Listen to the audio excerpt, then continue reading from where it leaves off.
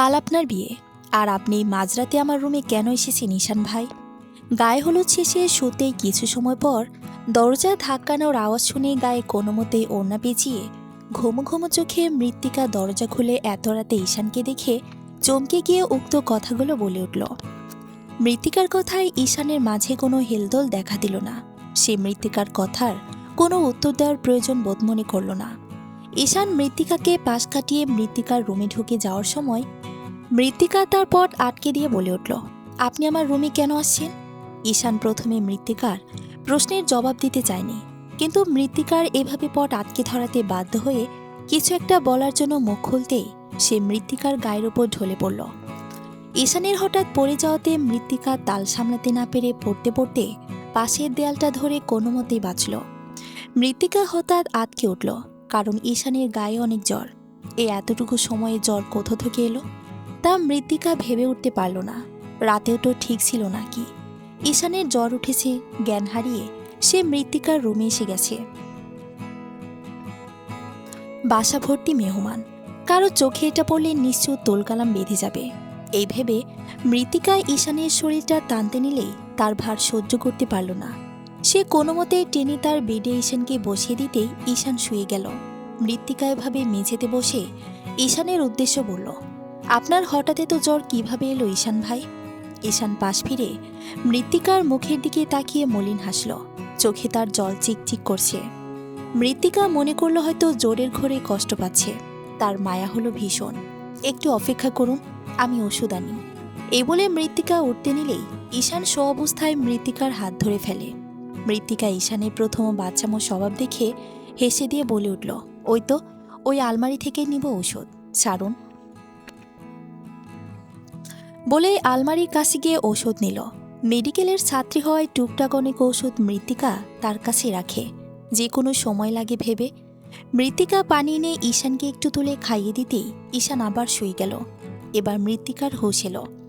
ঈশানকে এবার ওষুধ খাইয়ে দেওয়ার পরপরই ওর রুমে পাঠিয়ে দিতে হবে ভেবে মৃত্তিকা ঈশানকে ডেকে উঠল, ঈশান ভাই উঠুন, আপনি আপনার রুমে যান। শোন, আমায় ডিস্টার্ব করিস না, আমার ভীষণ মাথা ব্যথা করছে, পারলে একটু টিপে দে। তোর ইচ্ছে হলে তুই বোনের রুমে গিয়ে ঘুমা।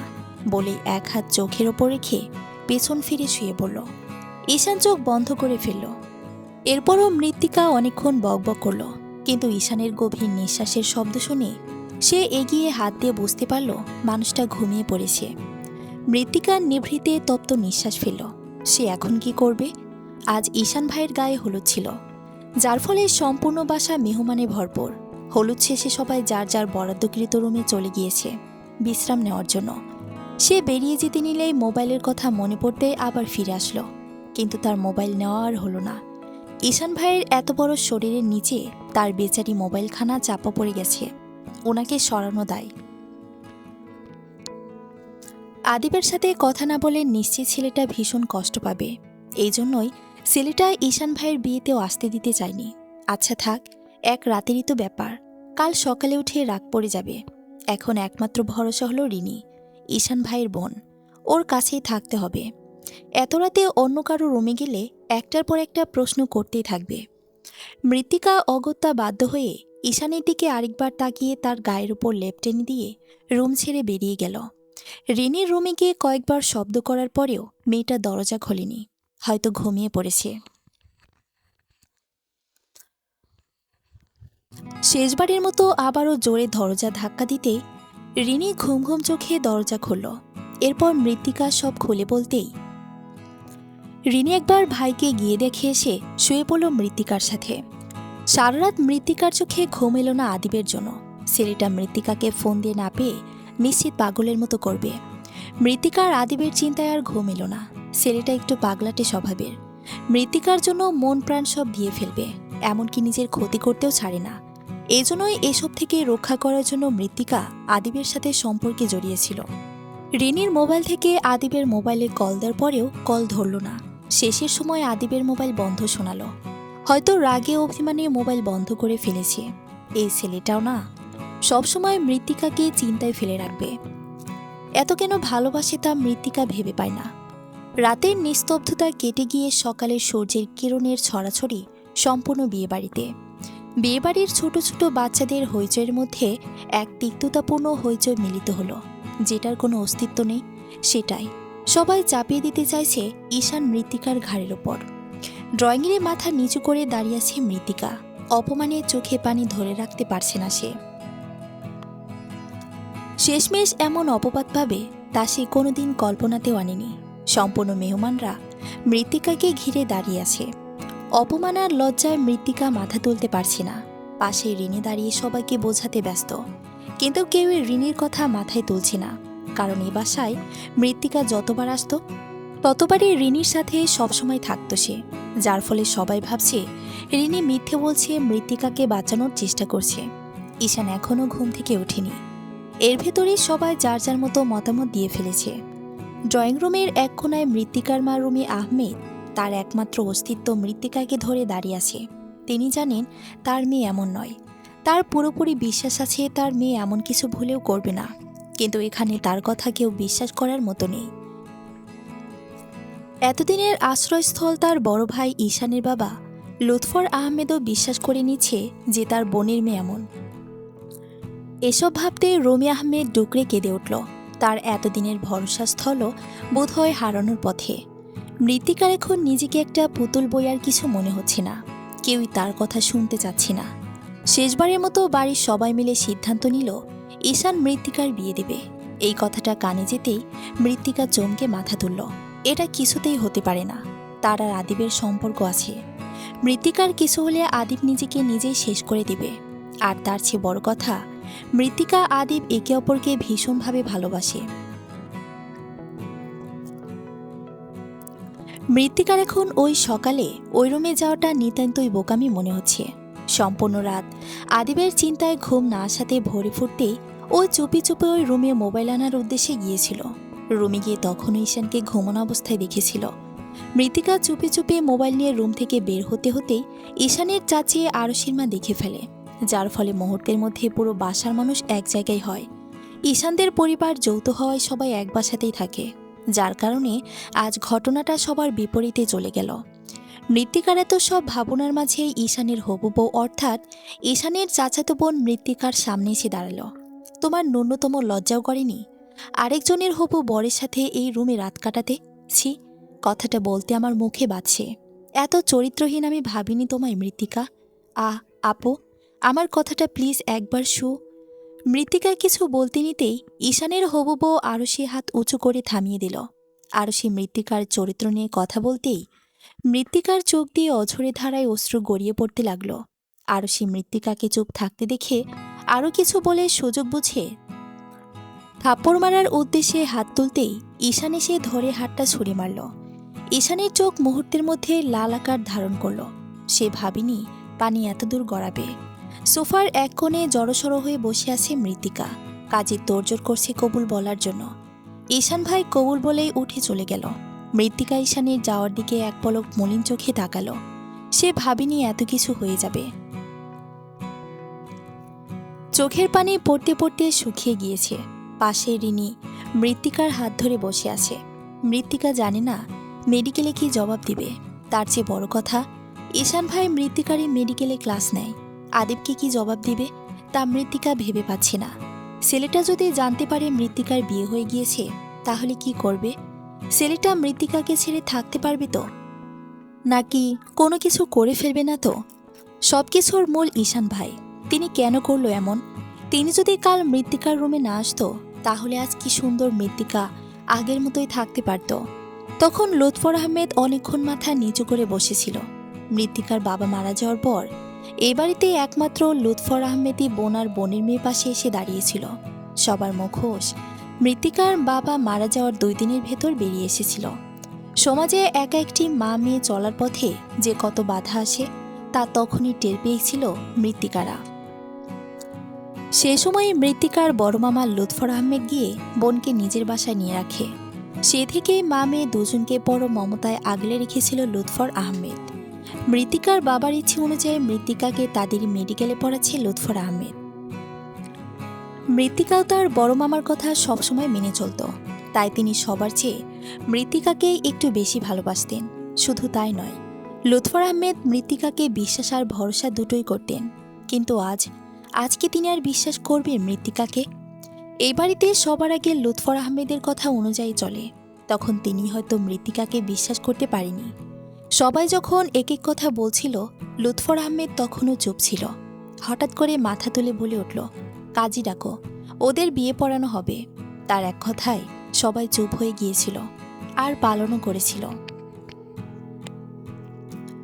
মৃত্তিকা দীর্ঘশ্বাস ফেলে পাশে বসা লুৎফর আহমেদের দিকে এক পলক তাকালো। লুৎফর আহমেদ তখনও মাথা নিচু করেছিলেন। হয়তো বেশি কষ্ট পেয়েছে। মৃত্তিকা কি তার মামাকে বেশি কষ্ট দিয়ে ফেলেছে? কি থেকে কি হয়ে গেল তা মৃত্তিকা এখনো ভেবে উঠতে পারছে না। লুৎফর আহমেদ হঠাৎ মাথা তুলে মৃত্তিকার দিকে এক ফলক তাকিয়ে রিনিকে উদ্দেশ্য করে বলে উঠল, রিনিমা, মৃত্তিকাকে ঈশানের রুমে নিয়ে যা, কিছু খাইয়ে দে, কাল সকালে ওর ক্লাস আছে। মৃত্তিকা চমকে লুৎফর আহমেদের দিকে তাকালো। সে ভাবেনি এত কিছুর মাঝে এভাবে তার মামা তার খেয়াল রাখবে। তার উপর কালকের ইম্পর্টেন্ট ক্লাসটা কথা মাথা থেকে ঝেড়ে গিয়েছিল, কিন্তু লুৎফর আহমেদ ঠিকই মনে রেখেছে। ড্রয়িং রুমে থাকা বাকিরাও চমকে তাকিয়ে রইল লুৎফর আহমেদের দিকে। সবাই মনে করেছিল হয়তো লুৎফর আহমেদও রাগের মাথায় এদের বিয়ের আদেশ দিয়েছিল। বেশিরভাগ মানুষই খুশি হয়ে হয়তো মনে মনে মৃত্তিকা আর ওর মায়ের উপর ভিংচি কেটেছিল যে এবার মামি যায় কোথায় দেখে নেবে। কিন্তু উল্টো লুৎফর আহমেদ এত কিছুর মাঝেও মৃত্তিকার খবর ঠিকই নিচ্ছে। মৃত্তিকা মনে মনে স্বস্তি পেল। তার মানে তার মামা তাকে বিশ্বাস করেছে যে অন্তত মৃত্তিকা এমন কাজ করতে পারে না। রিনি মৃত্তিকাকে নিয়ে রুমে যাওয়ার উদ্দেশ্যে সোফা ছেড়ে উঠতেই লুৎফর আহমেদ পেছন থেকে ডাক দিয়ে নিয়ে নিজে মৃত্তিকার সামনে এগিয়ে এলো। আমি জানি মা, এখন তোর উপর কতটা ভয়ানক প্রেশার পড়ছে। সবাই অন্তত তোদের ওপর এমন কিছু চাপিয়ে দিতে চাইলেও আমি জানি তোরা এমন কিছু ভুলেও করবি না। যাক, এসব এখন মাথা থেকে ঝেড়ে নিজের জীবনের দিকে ফোকাস দে তোরা। আমি আশা রাখি তোদের সামনে এগিয়ে যেতে গেলে আর কোনো বাধা আসবে না। নিশ্চিন্তে থাক মা। এখন মনে প্রাণে আমার 2 ছেলে মেয়ে আর আমার বৌমার জন্য দোয়া করি। এখন গিয়ে কিছু খেয়ে শুয়ে পড়, কালকে তোদের ক্লাস আছে। তাড়াতাড়ি শুয়ে পড়। মৃত্তিকা হ্যাবোদক মাথা নাড়ল। রিনি মৃত্তিকাকে ঈশানের রুমে নিয়ে এলো। ঈশান বোধহয় কোথাও বেরিয়ে গিয়েছে। মৃত্তিকা বুঝতে পারল না মানুষটাকে মৃত্তিকার উপর রেগে আছে। রিনি একটা প্লেট আনতে মৃত্তিকা কিছু খেয়ে ঘুমিয়ে পড়ল। তার এত কিছুর মাঝে আর আদিবের খেয়াল ছিল না। গভীর রাতে ঈশান রুমে ঢুকতেই তার বিছানায় কেউ একজনকে গুটিসুটি মেরে ঘুমিয়ে থাকতে দেখল। সে এক মুহূর্তের জন্য ভুলে গিয়েছিল আজ মৃত্তিকার সাথে তার জীবন আবদ্ধ হয়েছে। সে মুচকি এসে মৃত্তিকার দিকে এগিয়ে গেল। এরপর মন ভরে তাকে দেখে মাথায় হাত বুলিয়ে মৃত্তিকার গায়ে লেপ টেনে দিয়ে নিজেও আরেক পাশে ঘুমিয়ে পড়ল। সকালে মৃত্তিকা ঘুমো ঘুমো চোখে হাত দিয়ে মোবাইল নিয়ে সময় দেখতেই তড়িঘড়ি করে শোয়া থেকে উঠে বসতেই পাশে চোখ যেতেই থমকে বসে রইল সে। পাশের সিঙ্গেল সোফাটাতে ঈশান ভাই বসে ফোন গোতাচ্ছে। মৃত্তিকা এক মুহূর্তের জন্য ভুলে গিয়েছিল কাল এত বড় ঘটনাটা। মৃত্তিকা উঠে ওয়াশরুমে গিয়ে মুখে পানির ঝাপটা দিয়ে বেরিয়ে আসলো। ঈশান ভাই এখনও ফোনের দিকে দৃষ্টি দিয়ে আছে। মৃত্তিকার সংকোচ ঠেলে বিষাদ ভরা কণ্ঠে বলে উঠল, কি হবে এরপর? ঈশানের কাছ থেকে কোনো জবাব না আসাতে অপমানে মাথা নিচু করে ফেলল মৃত্তিকা। শুধু শুধু কেন বলতে গেল এমন কথা? এভাবে যে সবকিছু আর আগানো সম্ভব নয় মৃত্তিকার পক্ষে। তার চেয়ে বড় কথা, এই মানুষটার সাথে তার সংসার ভাবা মোটেও আশাযোগ্য নয়। মৃত্তিকা হতাশ হলো ঈশানের কোনো উত্তর না পেয়ে। এরপর তৈরি হয়ে ক্লাসের উদ্দেশ্যে রুম থেকে বের হতে নিতেই পেছন থেকে ঈশানের গম্ভীর কণ্ঠস্বর শুনে থেমে গেল। আমাদের এই বিয়ে হয়ে যাওয়াটা অনাকাঙ্ক্ষিত। আমিও ভাবিনি এভাবে বিয়েটা হয়ে যাবে। আর তুইও হয়তো ভাবিসনি। আমাদের নিজেদের মধ্যে সময় নেওয়া দরকার। তুই আগের মতোই থাক, পারলে হোস্টেলে থাকতে পারিস আগের মতোই। এগুলো মাথা থেকে ঝেড়ে ফেলে পড়ায় মনোনিবেশ কর। সামনে আমারও বাইরে যেতে হবে। এটা একটা অ্যাক্সিডেন্ট। আর তার চেয়ে বড় কথা, কালেই আরশির সাথে আমার বিয়েটা হতো না। আমার ক্যারিয়ার এখনো পড়ে আছে, আর তোর পড়াশোনা। আমি বাইরে চলে যাব এই কয়েকদিনের ভেতর। তোর এই বাসায় থাকার প্রয়োজন নেই। তুই হোস্টেলে থাকিস। বলে ঈশান ভাই ফোন পকেটে পরে উঠে দাঁড়ালো। মৃত্তিকা কিছু বলার উদ্দেশ্যে মুখ খুলতেই ঈশান আবারও ফিরে বলে উঠল, মেডিকেলে তোর কিছু বলার প্রয়োজন নেই, ইতিমধ্যে অনেকেই হয়তো জেনে গেছে। সেদিকেরটা আমি ম্যানেজ করে নেব, তুই তোর পড়াশোনার দিকে ফোকাস কর বলেই রুম ছেড়ে বেরিয়ে গেল ঈশান ভাই। ঈশান ভাই বেরিয়ে যেতেই মৃত্তিকা ধপ করে বসে পড়ল সোফাতে। একটু পরেই রিনি ঢুকল। রিনি মৃত্তিকার পাশে বসল। চিন্তা করিস না, তুই প্যাকিং করে নে। ভাই তোরে আজই চলে যেতে বলেছি হোস্টেলে। এই বাসায় থাকা তোর জন্য ভয়ঙ্কর। আর তার চেয়ে বড় কথা, ভাই তোকে এত সাধনার পর পেয়েছে, হারাতে। রিনির কথার মাঝেই মৃত্তিকা তার দিকে তাকাতে এসে থেমে গেল। মৃত্তিকা ভ্রুকুচকে রিনির দিকে তাকিয়ে বলে উঠল, মানে? ও কিছু না, তুই প্যাকিং করে নে। ভাই মনে হয় কাল পরশুর মধ্যে দেশের বাইরে চলে যাবে। মৃত্তিকা হ্যাবোদক মাথা নেড়ে সব প্যাকিং করে রুম থেকে বেরিয়ে গেল। দুদিন আগে সে একই ব্যাগ নিয়ে হোস্টেল থেকে এসেছিল ঈশান ভাইয়ের বিয়ে উপলক্ষে, অথচ আজ কত তফাৎ। আজ সে বিবাহিত, মানতে না চাইলেও এটা নিয়তি। আজ থেকে সে ঈশান ভাইয়ের অর্ধাঙ্গিনী। ক্লাসে যেতে মৃত্তিকাকে দেখে অনেকের মধ্যে কানাকানি শুরু হয়ে গিয়েছে। মৃত্তিকা ঢুকতে ঢুকতে এসব বুঝে গিয়েছে, আর সবাই কানাকানি করবেও বা না কেন। ঈশান স্যারের সাথে মৃত্তিকার বিয়ে বলে কথা। মৃত্তিকা এসবের দিকে পাত্তা না দিয়ে নিজের জায়গায় গিয়ে বসে পড়ল। কিরে মৃত্তিকা, এসব কি শুনছি? মৃত্তিকার পাশের জন বলে উঠল, তোর নাকি ঈশান স্যারের সাথে বিয়ে হয়ে গেছে? কিভাবে? আর তুই তো কাল ঈশান স্যারের বিয়ে খেতে গিয়েছিলি। মৃত্তিকা একটা দীর্ঘশ্বাস ফেলল। যে বিষয়টা আড়ালে রাখতে চেয়েছিল সেটাই হলো। দেয়ালেরও কান আছে কথাটি আজ হাড়ে হাড়ে টের পাচ্ছে মৃত্তিকা। মৃত্তিকা কিছু বলার উদ্দেশ্যে মুখ খুলতেই ঈশান ক্লাসরুমে ঢুকতে মুহূর্তের মধ্যে সবাই চুপ হয়ে গেল। মৃত্তিকা একটা স্বস্তির নিঃশ্বাস ফেলে ক্লাসে মন দিল। ঈশান ভাই সবসময় গম্ভীরভাবে থাকে, যার ফলে সবাই ওনাকে ভয় পায়। এই সবার মধ্যে মৃত্তিকাও আছে, আজও এর ব্যতিক্রম হয়নি। ঈশান ভাই প্রতিদিনের ন্যায় ক্লাস শেষ করে বেরিয়ে যেতে নিতেই আবারও সবার কানাকানি শুরু হয়ে গেল। সবার এই কানাঘুষোর ব্যাপারটা তিনি বুঝতে পেরে পেছন ফিরে আবারও ক্লাসে ঢুকে মৃত্তিকাকে দাঁড় করিয়ে সবার উদ্দেশ্যে বলে উঠল, অনাকাঙ্ক্ষিতভাবে মৃত্তিকা আমার ওয়াইফ। আশা রাখি কেউ ওকে এই ব্যাপারে প্রশ্ন করে বিভ্রান্ত করবে না। পড়াশোনা করতেছে সবাই, পড়াশোনার দিকে ফোকাস দাও। গুড লাক বলে বেরিয়ে গেল ক্লাসরুম ছেড়ে। এরপরে শোনা গেল ঈশান ভাই আর ক্লাস করাতে আসবে না, উনি দেশের বাইরে চলে যাবেন। মৃত্তিকার একটু খারাপ লাগলেও পাত্তা দিল না। হয়তো এতদিন দেখতে দেখতে মায়া জন্মে গিয়েছে। মৃত্তিকার হঠাৎ আদিবের কথা মনে পড়ল। সে আশেপাশে তাকিয়ে কোথাও আদিবের চিহ্ন দেখতে পেল না। ছেলেটা কি আজকে ক্লাস করতে আসেনি? কিন্তু সে তো ক্লাস মিস দেওয়ার মতো ছেলে নয়। মৃত্তিকা ব্যাগ থেকে মোবাইল বের করে আদিবের নাম্বারে কল লাগাতে ওই পাশ থেকে বিরক্তিকর আওয়াজটা কানে বাজল। মোবাইল বন্ধ। মৃত্তিকার চিন্তা হতে লাগলো। সে আদিবের ভালো বন্ধু কয়েকজন থেকে জানতে পারল সে অসুস্থ। আদিব অসুস্থ কথাটি শুনতে মৃত্তিকার বুকে চিনচিন ব্যথা অনুভব হলো। মৃত্তিকার একটু মাথা ব্যথা হলেই ছেলেটা প্রাণ দিয়ে দেয়, অথচ আদিব আজ 2 দিন ধরে অসুস্থ। কিন্তু মৃত্তিকা কোনো খোঁজই নিতে পারল না। মৃত্তিকা ক্লাস শেষে হোস্টেলে ফিরে ফ্রেশ হয়ে আদিবের নাম্বারে আবারও কল দিল, কিন্তু এবারও আগের মতোই বন্ধ শোনালো। মৃত্তিকা আদিবের কয়েকজন বন্ধুকে ওর খোঁজ নিয়ে জানাতে বলল। তারা এসে জানালো আদিব আগে থেকে একটু সুস্থ আর কাল ক্লাসে আসবে। এটা শুনে মৃত্তিকা স্বস্তির নিঃশ্বাস ফেলল। যাক, একটা চিন্তা কমল মাথা থেকে। পরদিন আদিব গেট দিয়ে ঢুকতেই মৃত্তিকা দৌড়ে এগিয়ে এলো। ছেলেটাকে কেমন জানি অগোছল লাগছে, হয়তো অসুস্থতার জন্য দুর্বলতা গ্রাস করেছে। আদিব মৃত্তিকার সাথে তেমন কথা বলেনি। এমন কোনো দিন নেই যে আদিব মৃত্তিকার সাথে কথা বলেনি, অথচ আজ কি এমন হলো মৃত্তিকার সাথে কথা বলছে না?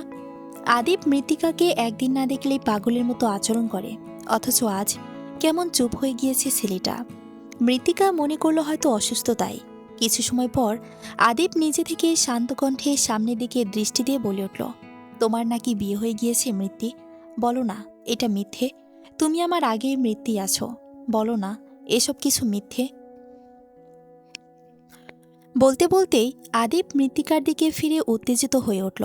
মৃত্তিকা হঠাৎ থমকে গেল আদিবের এমন আচরণে। তার নিজেরও এতক্ষণ খেয়াল ছিল না যে সে বিবাহিত সেটা। আদিব, এটা একটা দুর্ঘটনা, কিভাবে যে হয়ে গেল আমি নিজেও ভাবতে পারিনি। আচ্ছা, কিছু হবে না, তুমি ঈশান স্যারকে ডিভোর্স দিয়ে দাও, আমাদের মাঝে কেউ আসবে না, আমরা এরপর পরে বিয়ে করে অনেক দূরে কোথাও চলে যাব মৃত্যি। বলতে বলতেই মৃত্তিকার দুহাত আদিব নিজের হাতের মাঝে আবদ্ধ করে নিল।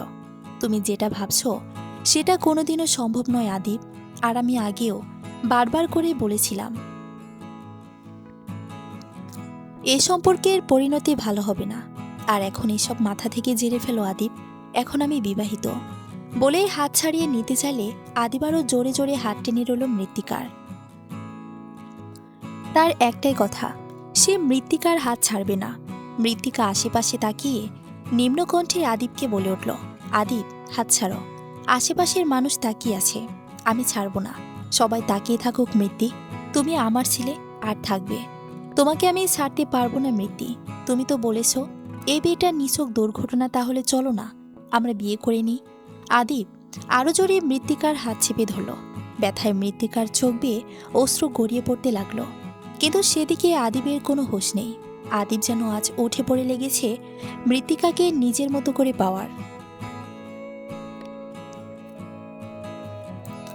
মৃত্তিকা ব্যথাকাতর চোখে আদিবের দিকে তাকিয়ে রইল। এই ছেলেটা এতদিন তার চোখের পানি সহ্য করতে পারত না, অথচ আজ কেমন সাইকোরূপ ভর করছে। মৃত্তিকা আজ আদিবের এমন পাগলাটে আচরণ মেনে নিতে পারছে না। আদিবের এমন আচরণের সাথে মৃত্তিকা পরিচিত নয়, সে কোনোদিন আদিবের এমন রূপও দেখেনি। সে বুঝতে পারছে না আদিব হঠাৎ করে এমন উদ্ভট আচরণ কেন করছে। এদিকে হাতে তীব্র চাপের ফলে হাত ব্যথায় চোখ মুখ কুঁচকে ফেলল মৃত্তিকা। হঠাৎ তীব্র শব্দ চোখে খুলতেই দেখল আদিব মৃত্তিকার হাত ছেড়ে দিয়ে মাথা নিচু করে দাঁড়িয়ে আছে, আর সামনে ঈশান ভাই রক্তচক্ষু দৃষ্টি দিয়ে আদিবের দিকে তাকিয়ে আছে। আদিবকে পরপর দুইটা থাপ্পড় মেরে চিৎকার করে বলে উঠল, তোর সাহস কি করে হয় মৃত্তিকাকে স্পর্শ করার? তোর এই হাত আমি আজ ভেঙেই ফেলব। বলেই আবারও এগিয়ে গিয়ে পরপর দুইটা লাথি দিল আদিবকে। আদিব সহ্য করতে না পেরে ছিটকে পড়ে গেল। মৃত্তিকা এখনও স্তব্ধ, কি থেকে কি হয়ে গেল সে ভাবতে পারছে না। হুঁশ ফিরতে এসে ঈশানের পথ আগলে ধরল। ততক্ষণে আরও কয়েকজন সিনিয়র এসে ঈশানকে থামিয়ে ফেলল। ঈশান এখনও রেগে আদিবের দিকে তাকিয়ে আছে। কয়েকজন এসে আদিবকে তুলে নিয়ে গেল। আদিব চলে যাওয়ার পরও ঈশান কিছু সময় রেগে দাঁড়িয়ে রইল। আশেপাশে সব মানুষ জড়ো হয়ে তাকিয়ে থাকতেই মৃত্তিকার অস্বস্তি হলো। ঈশান আশেপাশে তাকিয়ে সবাইকে ধমক দিতেই মিনিটের মধ্যেই সম্পূর্ণ মাঠ খালি হয়ে গেল। এরপর মৃত্তিকার দিকে ফিরতেই মৃত্তিকা গুটিসুটি মেরে দাঁড়িয়ে রইল। ওই ছেলের আশেপাশে যেন আর না দেখি তোকে, ক্লাসে যা বলে ঈশান গাড়িতে উঠে পড়ল। মৃত্তিকা ঈশানের গাড়িটি যাওয়ার দিকে মলিন চোখে তাকিয়ে রইল। তার আদিবের জন্য ভীষণ খারাপ লাগছে। ছেলেটা হঠাৎ এমন আচরণ কেন করলো মৃত্তিকা ভাবতে পারছে না। সেদিন আর ক্লাস করার মোড ছিল না বলে মৃত্তিকা হোস্টেলে ফিরে এলো। দিনটা বৃতৃষ্ণায় কাটল, সারা রাত আর ঘুম এলো না। মোবাইল হাতে নিয়ে বুঝতে পারল আদিবের সাথে যোগাযোগ করার সব পথও বন্ধ করে দিয়েছে। ওর মোবাইলটাও বন্ধ, হয়তো রেগে আছে ভীষণ। মৃত্তিকা একটি দীর্ঘশ্বাস ফেলে ঘুমানোর চেষ্টা করল। পরদিন যথারীতি ক্লাস করে আসতেই খেয়াল হলো আদিবের ব্যাপারটা। আদিব আজ আর আসেনি ক্লাসে। মৃত্তিকা মোবাইল নিয়ে দেখল আদিবের নাম্বার তখনও বন্ধ। হয়তো রাগ পড়ে গেলে খুলবে ভেবে মৃত্তিকা আর মাথা দিল না। কিন্তু দিন যতই যায় তার চিন্তা ততই বাড়ে। আদিবের পর আরেকদিনও ক্লাসে আসেনি। ঈশান ভাইয়ের সাথেও এরপর আর দেখা হয়নি মৃত্তিকার। তার মাথায় আদিবের চিন্তা বেশি ঘুরপাক খাচ্ছে। তাই একদিন সিদ্ধান্ত নিল মৃত্তিকা আদিবের বাসায় গিয়ে দেখে আসবে। আদিবের বাসার সামনে গিয়ে তালা দেখে সে কিছুক্ষণ দাঁড়িয়ে রইল। এই বাড়িতে আদিবের সাথে আরেকবার আসা হয়েছিল, যার ফলে বাসা চিনতে কষ্ট হয়নি। মৃত্তিকা আদিবের বাসায় আসাতেই কি খুশি না হয়েছিল ছেলেটা। সম্পূর্ণ বাড়ি মাথায় তুলেছিল এটা ওটা দেখাতে মৃত্তিকাকে। আদিবের মাও ছেলের খুশিতে এটা ওটা রান্না করে খাইয়েছিল মৃত্তিকাকে। আদিব আর ওর মা মিলে তাদের ছোট্ট সংসার। আদিব টিউশনি করে কষ্ট করে লেখাপড়া করছে। মাঝে মাঝে মৃত্তিকাও আদিবকে এটা ওটা দিয়ে সাহায্য করত। ছেলেটা নিতে চাইতো না, কিন্তু মৃত্তিকা জোর করে দিত। মৃত্তিকা একটা দীর্ঘশ্বাস ফেলে আদিবের বাসার সামনে দাঁড়িয়ে রইল। আশেপাশে তাকিয়েও কাউকে দেখতে না পেয়ে ফিরে আসলো হোস্টেলে। বাড়ি ছেড়ে যাবে বা কোথায় ছেলেটা? ছেলেটার কি হয়েছে? হঠাৎ করে তা মৃত্তিকা বুঝে উঠতে পারল না। সেদিনের পর কেটে গেল আরও কয়েকদিন। সেদিন মৃত্তিকা ক্লাস করে শেষ হতেই ঘুমিয়ে পড়ল। সন্ধ্যার দিকে কারো ধাক্কায় আধো আধো চোখ খুলে দেখল তার রুমমেট সিয়া দাঁড়িয়ে আছে। মৃত্তিকা চোখ মুখ কুচকে কিছু গালি দিয়ে আবারও শুতে গিয়ে সিয়া বাধা দিতেই মৃত্তিকা উঠে বসল। কি এভাবে মূর্তির মতো দাঁড়িয়ে আমার ঘুমের 12টা বাজাচ্ছিস কেন? সেটা তোর মোবাইল দেখলেই বুঝতে পারবি। বাইরে ঈশান স্যার অপেক্ষা করছে, গিয়ে দেখ। মৃত্তিকা চমকে তাকালো সিয়ার দিকে। ঈশান ভাই এখানে কেন আসবে? বিছানার এক কোণ থেকে মোবাইলটা হাতড়ে দেখল গুটি গুটি অক্ষরে একটা মেসেজ লেখা, নিচে আয় দ্রুত। ব্যাস, মৃত্তিকার জন্য এই একটা মেসেজই যথেষ্ট। ঈশান ভাইয়ের রাগ সম্পর্কে সবাই অবগত, তাই মৃত্তিকা আর কোনো বাক্য বিনিময় না করে ওয়াশরুম থেকে মুখে পানির ঝাপটা দিয়ে আলসেমি ভাবটা দূর করে কোনো মতে ওড়না পেঁচিয়ে রুম থেকে বেরোলো। সিঁড়ি বেয়ে নিচে নেমে এলো। আশেপাশে তাকিয়ে দেখল গেটের বাইরে গাড়ির সাথে হেলান দিয়ে ফোনের দিকে দৃষ্টি ঈশান ভাইয়ের। কালো শার্ট পরিহিত ঈশান ভাইকে আজ যেন অন্য দিনের তুলনায় সৌন্দর্য আরও বেশি ফুটে উঠেছে। মৃত্তিকা আশেপাশে তাকিয়ে ঈশানের সামনে এগিয়ে মাথা নিচু করে বলে উঠল, ঈশান ভাই। ঈশান ফোন থেকে মাথা তুলে মৃত্তিকার দিকে এক পলক তাকিয়ে মোবাইলটা পকেটে পরে নিল। গাড়িতে ওঠ। ঈশানের কণ্ঠস্বরটা কানে আসতেই মৃত্তিকা বলে উঠল, আমাকে বলছেন? ঈশান গাড়ির দরজা খুলতে গিয়ে পিছন ফিরে মৃত্তিকার দিকে ভ্রুকুচকে তাকিয়ে বলে উঠল, তোর আশেপাশের কাউকে দেখতে পারছিস? মৃত্তিকা নাবোধক মাথা নাড়তেই ঈশান ইশারা করল গাড়িতে উঠতে। মৃত্তিকা বুঝতে পারল না এই ভর সন্ধ্যায় কই যাবে। ঈশান মৃত্তিকাকে আর কিছু ভাবতে না দিয়ে হাত ধরে টেনে গাড়ির ভিতর সিটে বসিয়ে সিট বেল্ট বেঁধে দিল। গাড়ি চলছে আপন গতিতে। ধরণীর বুকে সূর্য ডুবে গিয়েছে পুরোপুরি। আস্তে আস্তে রাতের নিস্তব্ধতা ঘিরে ধরছে চারিদিক থেকে। গাড়ি চলছে এক নীরব শান্ত রাস্তা দিয়ে। ঈশান আপন মনেই সামনের দিকে দৃষ্টি দিয়ে গাড়ি চালাচ্ছে। মৃত্তিকা হঠাৎ করে সাহস জুগিয়ে বলে উঠল, আমাদের আলাদা হয়ে যাওয়া উচিত ঈশান ভাই। এই বিয়েটা তো ভিত্তিহীন। জানালা দিয়ে ক্ষণে ক্ষণে বাতাস এসে কাঁপিয়ে দিয়ে যাচ্ছে মৃত্তিকাকে। ঈশান মৃত্তিকার কথাটির কোনো জবাব না দিয়ে ঠান্ডা হাওয়া আসার ব্যাপারটা খেয়াল করে গাড়ি চালাতে চালাতে বলে উঠল, জানালাটা বন্ধ করে দে। মৃত্তিকা জানালাটি বন্ধ করে দিল। সে হতাশ হলো ঈশানের পক্ষ থেকে কোনো জবাব না পেয়ে। এরপর আর কোনো বাক্য বিনিময় হয়নি। ঈশান গাড়ি থামিয়েছিল এক নিস্তব্ধ শান্ত নদীর তীরে। এরপর মৃত্তিকাকে বের হতে বলল। মৃত্তিকা বের হতেই অনেকক্ষণ সে নদীর তীরে নীরবভাবে কাটিয়ে দিল দুইজনে। আমি কাল চলে যাব। সামনের শান্ত নদীর পানির দিকে তাকিয়ে হঠাৎ শান্ত কণ্ঠে বলে উঠল ঈশান। মৃত্তিকা কিছু না বলে নীরবভাবে দাঁড়িয়ে রইল। তার কী বা বলার আছে? তুই সামনে থেকে যা দেখেছিস তা হয়তো নাও হতে পারে। আমাকে একা রেখে কোনোদিন চলে যাস না মৃত্তি। আমার জীবনের বড় প্রাপ্তি হলো তুই। তুই ছাড়াই ঈশানের কোনো অস্তিত্বই থাকবে না। কোনোদিন যদি কোনো সত্যি জানতে পারিস তাহলে ছেড়ে যাবি না তো। আর সব কিছু মিথ্যে হলেও অন্তত তোকে মনে প্রাণে চাওয়াটা সত্যি থাকবে চিরদিন।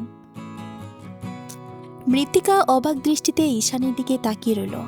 ঈশানের এই কথাগুলো থেকে একটি বারও তার মাথায় ঢুকছি না। কেমন জানি রহস্যময় মনে হচ্ছে ঈশান ভাইকে। কি বলতে চাচ্ছে উনি? ঈশান ভাই, এসব কি বলছেন আপনি? সময় হোক, বুঝবি। বলে ঈশান মৃত্তিকার দিকে ফিরে তার হাতটা মৃত্তিকার দিকে এগিয়ে দিয়ে বলে উঠল, কথা দে, এ দুনিয়ার সবচেয়ে বড় নিকৃষ্ট সত্যি তোর সামনে আসলেও আমায় ছেড়ে যাবি না মৃত্যু পাখি। মৃত্তিকা পলকহীন চোখে ঈশানের দিকে তাকিয়ে রইল। ঈশান এখনও তার দিকে হাত বাড়িয়ে আছে। মৃত্তিকার কাছ থেকে কোনো প্রত্যুত্তর না পেয়ে ঈশান তার হাত ফিরিয়ে নিল। এরপর কি বুঝে গাড়িতে গিয়ে ড্রাইভিং সিটে উঠে সামনের দিকে দৃষ্টি দিয়ে মৃত্তিকার উদ্দেশ্যে গম্ভীর স্বরে বলে উঠল, গাড়িতে ওঠ। মৃত্তিকা এখনও ঘোরের মাঝে আছে। সে কি করবে বুঝতে পারছে না। ঈশানের গম্ভীর স্বরে গাড়িতে উঠতে বলা তা কানে আসতেই সে গাড়ির সিটে বসে পড়তেই ঈশান আর কিছু না বলে ড্রাইভ করা শুরু করলো। একটা রেস্টুরেন্টে রাতের খাবার খেয়ে মৃত্তিকাকে হোস্টেলে নামিয়ে দিয়ে সামনের দিকে দৃষ্টি দিয়ে শান্ত কণ্ঠে বলে উঠল, আমি কাল সকাল সকাল দেশের বাইরে চলে যাব। 6 মাস সেখানেই কাটাবো। এর ভেতর কোনো দেখা বা কথা তোর সাথে হবে না। তাই ভাবলাম যাওয়ার আগের সময়টা তোকে দিয়ে যায়।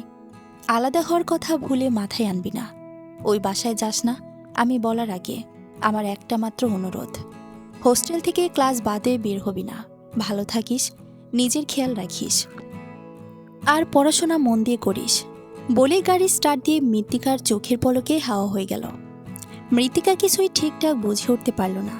সন্ধ্যা থেকে রাতের সময়টা ঈশান তার সাথে কাটিয়েছিল ঠিক, কিন্তু অপ্রয়োজনীয় একটা কথা বলেনি। তাহলে শুধু শুধু ঈশানের এত ব্যস্ত সময় থেকে এই সময়গুলো মৃত্তিকাকে দেওয়ার কোনো মানেই হয় না। কালকে চলে যাবে, নিশ্চয়ই আজকের এই রাতটা তার অনেক কাজের রাত ছিল। ঈশান চলে যাবে ভাবতেই বুকের কোথাও জানি খুব চিনচিনে ব্যথা অনুভব করল মৃত্তিকা। হয়তো এতদিনে মায়া। মৃত্তিকা আর কিছু না ভেবে হোস্টেলে এসে ফ্রেশ হয়ে নিল। আজকে ঈশান মৃত্তিকাকে নদীর তীরে নিয়ে যাওয়ার পেছনে নিশ্চয়ই কোনো কারণ ছিল। সে হয়তো মৃত্তিকাকে আরও অনেক কিছু বলতে চেয়েছিল, কিন্তু বলতে পারেনি। ঈশান অনেকবার হয়তো কিছু বলার উদ্দেশ্যে মুখ খুলতে চেয়েছিল, কিন্তু জড়তায় বলতে পারেনি। মৃত্তিকা বিষয়টি খেয়াল করেছিল। সে মনে করেছিল ঈশান হয়তো গাড়িতে হলেও বলবে, কিন্তু বলেনি। মৃত্তিকা ভাবতে পারছে না কি এমন সত্যি যেটা সামনে আসলে মৃত্তিকা ঈশানকে ছেড়ে চলে যাবে। এমন ভয় পাচ্ছে ঈশান। মৃত্তিকার সেদিন রাতে আর ঘুম এলো না। ঈশান ভাইয়ের জন্য কোথাও একটা শুকনো ব্যথার অনুভূতির অনুভব হচ্ছিল। তাই সে সেদিন সকাল সকাল নিজের বাসার সামনে গাড়ি নিয়ে হাজির। ঈশান ভাইদের গাড়ি এয়ারপোর্টে যাওয়ার উদ্দেশ্যে গেট দিয়ে বের হতেই মৃত্তিকা অনুসরণ করে পেছন পেছন গেল।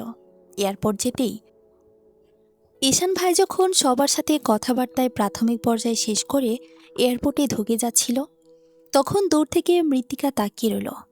ঈশান ভাইয়ের যাওয়ার দিকে তাকিয়ে থাকতে থাকতে মৃত্তিকার চোখ ঝাপসা হয়ে এলো। তার চোখ থেকে টুপ করে দুফোঁটা অশ্রু গড়িয়ে পড়ল। সে জানে না ঈশান ভাই আর তার বন্ধনটা আর এগোবে কিনা, কিন্তু তবুও কেন জানি কবুল বলার পর থেকে মানুষটাকে অনেক আপন মনে হয়। দেখতে দেখতে ঈশান মৃত্তিকার চোখের পলকে অদৃশ্য হয়ে গেল। মৃত্তিকার চোখ মুছে লুকিয়ে গাড়িতে উঠে পড়ল হোস্টেলের উদ্দেশ্যে। কেটে গেল কয়েকদিন।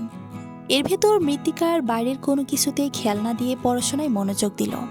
রিনি জানিয়েছে ঈশান ভাই সহি সালামতেই দেশের বাইরে পৌঁছে গিয়েছে। তবে মাঝখানে ভীষণ খারাপ লাগে আদিবের জন্য। আদিব সেদিনের পর থেকে আর আসেনি। মৃত্তিকা শুনেছে আদিব এখান থেকে চলে গিয়েছে অন্য কোথাও। এই মেডিকেলেও সে আর পড়বে না। এতদিন একসাথে পথ চলা, যার ফলে মৃত্তিকার হুট করে ভীষণ খারাপ লাগে আদিবের জন্য। সে তো এটা চায়নি ঈশান ভাইয়ের সাথে হুট করে এভাবে বিয়ে হয়ে যাবে, সেটা মৃত্তিকাও কল্পনায় আনেনি। মৃত্তিকা মনে করেছিল ঈশান ভাইকে সুযোগ বুঝে ডিভোর্সের কথা জানাবে, কিন্তু সেদিনের পর থেকে মনে হচ্ছে না এমন কিছু হবে। তবুও সে চেষ্টা করবে। আদিবের সাথে যদি আরেকবার দেখা হতো তাহলে মৃত্তিকা বুঝিয়ে বলতো, কিন্তু আদিব যে এভাবে চোখের পলকে নিরুদ্দেশ হয়ে যাবে তা ভাবেনি মৃত্তিকা। কোথায় খুঁজবে সে আদিবকে? হয়তো আছে কোথাও লুকিয়ে। মৃত্তিকাকে ধরা দিতে চাচ্ছে না। কালে মৃত্তিকা ঢাকার বাইরে আদিবের গ্রামের বাড়ির খোঁজ নিবে। যেমন করেই হোক আদিবের সাথে দেখা করবে মৃত্তিকা। মৃত্তিকা সিদ্ধান্ত নিল আজ আদিবের গ্রামের বাড়ি গিয়ে খোঁজ নিবে। তার আশা আদিবকে সেখানেই পাবে। আদিব তার নিজের পরিচয় ভালো মতো মৃত্তিকাকে কোনোদিন বলেনি। মৃত্তিকা জোর করলে বলতো না। এমনকি তার বাবার সম্পর্কেও আদিব তেমন কথা বলতো না। মৃত্তিকার বেশি জোরাজোরির ফলে একদিন বলেছিল তার বাবা মারা গিয়েছে আর তার গ্রামের বাড়ি ঢাকার বাইরে কুমিল্লায়। মৃত্তিকা মাঝে মাঝে আদিবকে বুঝতে পারত না, কারণ আদিব স্বয়ং মৃত্তিকাকেও তার পরিবার সম্পর্কে কোনো কথাই বলতে চাইত না। পরিবার সম্পর্কে মৃত্তিকা কিছু জিজ্ঞেস করলেই আদিব কথাটা এড়িয়ে অন্য বিষয়ে কথা বলতো। তবুও একদিন মৃত্তিকা সন্দেহের চোখে চেয়েছিল বিধায় আদিব তার গ্রামের বাড়ির ঠিকানাটা মৃত্তিকাকে দিয়েছিল। আদিবের সাথে অনেক বোঝাপড়া বাকি আছে মৃত্তিকার। আদিব এত ছোট বিষয়ে নিরুদ্দেশ হওয়ার মতো ছেলে নয়। আর যদি আদিবের নিরুদ্দেশ হওয়ার পেছনে মৃত্তিকায় দায়ী থাকে, তাহলে মৃত্তিকা আদিবকে বুঝিয়ে বলবে। মৃত্তিকার কারণে আদিবের এত সুন্দর ভবিষ্যৎ নষ্ট করার কোনো মানেই হয় না। যদি আদিব তাতে না মানে, তাহলে মৃত্তিকা নিজ থেকেই সরে যাবে। তাই মৃত্তিকা যথারীতি ক্লাস শেষ করে হোস্টেলে এসে ফ্রেশ হয়ে নিল। এত কিছুর মাঝে মৃত্তিকা তার একটা ক্লাসও মিস দেয়নি। ঈশান আশেপাশে না থাকলেও ঈশানের কথা মৃত্তিকা প্রতি হাড়ে হাড়ে মেনে চলার চেষ্টা করে। নিয়ম অনুসারে প্রতিদিন পড়াশোনা ঠিকঠাক করে। তার মন না মানলেও সে এখন অন্যজনের অর্ধাঙ্গিনী, কোনো ঘরের বউ। বিকেলের দিকে মৃত্তিকা হোস্টেল থেকে বেরিয়ে পড়ল আদিবের গ্রামের বাড়ি কুমিল্লা যাওয়ার উদ্দেশ্যে। মৃত্তিকা হোস্টেল থেকে বেরিয়ে কুমিল্লার বাসে উঠল। ওঠার আগে রিনিকে জানিয়ে দিল কিছু কারণে সে বাইরে যাচ্ছে, পরে সে সব বলবে, বাসায় কাউকে কিছু না জানাতে। স্টেশনে এসে মৃত্তিকা বাস ছাড়ার উদ্দেশ্যে দাঁড়ালো। মৃত্তিকা বাস ছাড়ার অনেক আগে স্টেশনে এসে পৌঁছেছে, যার ফলে আরও অনেকক্ষণ বাসে বসে থাকতে হবে। এখনও যাত্রী তেমন আসেনি, মাত্র 2-1 যাত্রী বসেছে। মৃত্তিকার কিছু না ভেবে বাসে উঠে বসল। তার সিট জানালার পাশে, যার ফলে বাইরের সব কিছুই দেখতে পারছে।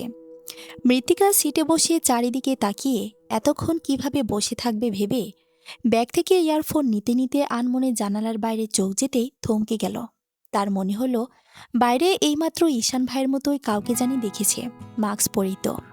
কিন্তু ঈশান ভাই তো দেশের বাইরে, উনি এখানে কিভাবে আসবে? সে আবারও বাইরে দূরের ওই দোকানটার দিকে তাকালো, কিন্তু এখন খালি। মৃত্তিকা নিজের চোখের ভ্রম ভেবে ছিটে বসল। সারাদিন ঈশান ভাইকে নিয়ে ভাবতে ভাবতে তার মাথাটাই বোধহয় শেষ। সে মুচকি এসে আশেপাশে তাকিয়ে বুঝতে পারল বাস ছাড়তে আরও অনেকক্ষণ আছে। এখনও যাত্রী পুরোপুরি ওঠেনি, তাই মোবাইলে প্রিয় একটি গান ছেড়ে সিটে হেলান দিয়ে কানে ইয়ারফোন গুজে চোখ বন্ধ করে ফেলল। গান শুনতে শুনতে ঝিমুচ্ছে মৃত্তিকা। হঠাৎ মনে হলো তার পাশের সিটে কেউ একজন বসেছে, হয়তো যাত্রী ভেবে সে পাত্তা না দিয়ে গান উপভোগ করতে রইল। বাস বোধহয় ছেড়ে দিয়েছে। চলন্ত বাসে জানালার পাশের সিটে চোখ বন্ধ করে গান শোনার মজাই আলাদা। অনেকক্ষণ পরে মনে হলো কেউ একজন পুরুষালী কণ্ঠে মৃত্তিকার কানের পাশে কথা বলছে।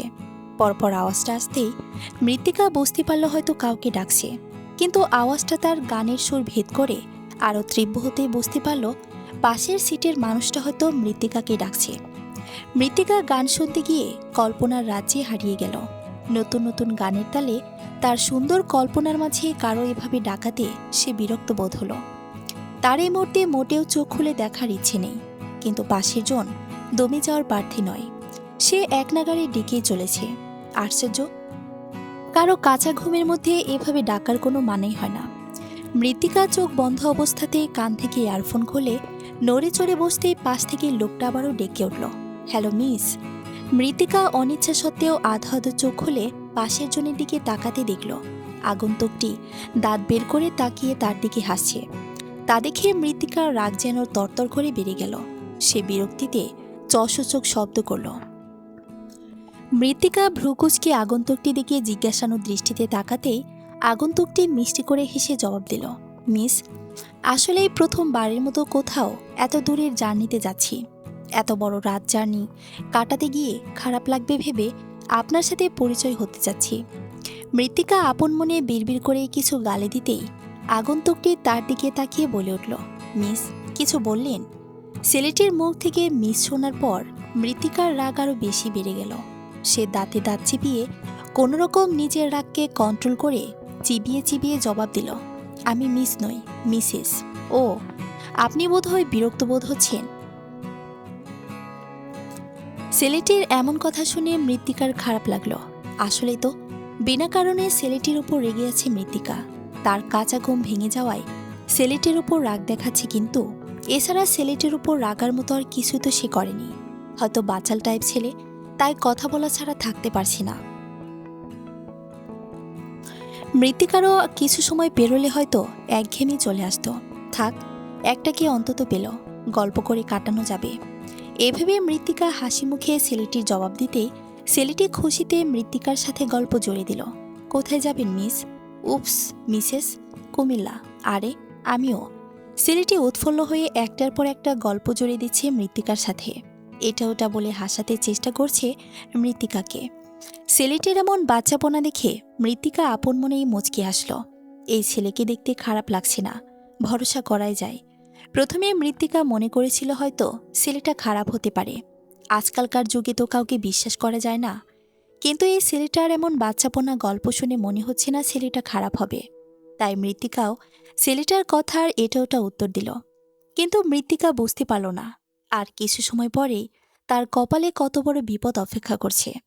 আসলে কি তার ভাবনা অনুসারে ছেলেটা ভরসাযোগ্য? গল্প করতে করতে মৃত্তিকা ঘুম ঘুম ভাব আসতেই ছেলেটি তা বুঝতে পেরে মৃত্তিকাকে নিশ্চিন্তে ঘুমাতে বলল। এরপর নিজের মোবাইল বের করে কানে ইয়ারফোন গুঁজে চোখ বন্ধ করে সিটে হেলান দিয়ে বসল। মৃত্তিকাও জানালাটা খুঁড়ে বাইরের দিকে দৃষ্টি দিতে দিতে ঘুমের রাজ্যে পাড়ি জমালো।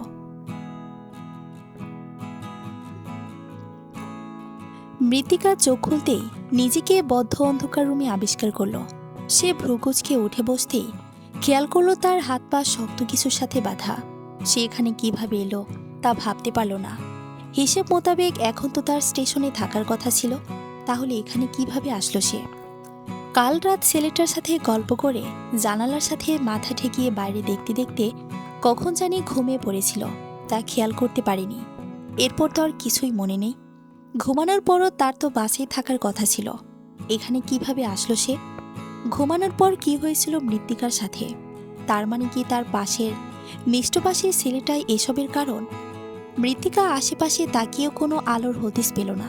সে চিৎকার করতে গিয়ে খেয়াল করলো তার চিৎকার বেরোচ্ছে না, তার মুখে কিছু একটা আটকানো। মৃত্তিকা কোনো আওয়াজ বের করতে গিয়ে গঙ্গানির আওয়াজ হলো। তাকে কোনো একটা চেয়ারের সাথে বেঁধে ফেলা হয়েছে। ঘাড়টা ভীষণ ব্যথা করছে, হয়তো এভাবে এক পাশ ঘুমানোর ফলে। মৃত্তিকার পেছনের হাতের বাঁধনটা খুলতে চেয়েও খুলতে পারল না, অনেক শক্ত করে দুই হাত একসাথে বাঁধা হয়েছে। মৃত্তিকার হাতের বাঁধন খোলার চেষ্টা করতে করতে একসময় দুর্বল হয়ে পড়ল। মায়ের কথা ভীষণ মনে পড়ছে। ঈশান ভাইয়ের চেহারাটা চোখের ওপর ভাসছে। আস্তে আস্তে দুর্বলতা গ্রাস করছে। কি করবে সে এখন? কে এখানে মৃত্তিকাকে বাঁচাতে আসবে? কেউ তো জানেই না মৃত্তিকার ঢাকার বাইরে আসার ব্যাপারটা। তাহলে কি এভাবেই কাটাতে হবে?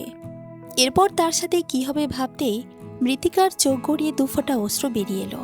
মৃত্তিকা জানে না এখানে কতদিন তাকে এভাবে আটকে রাখবে।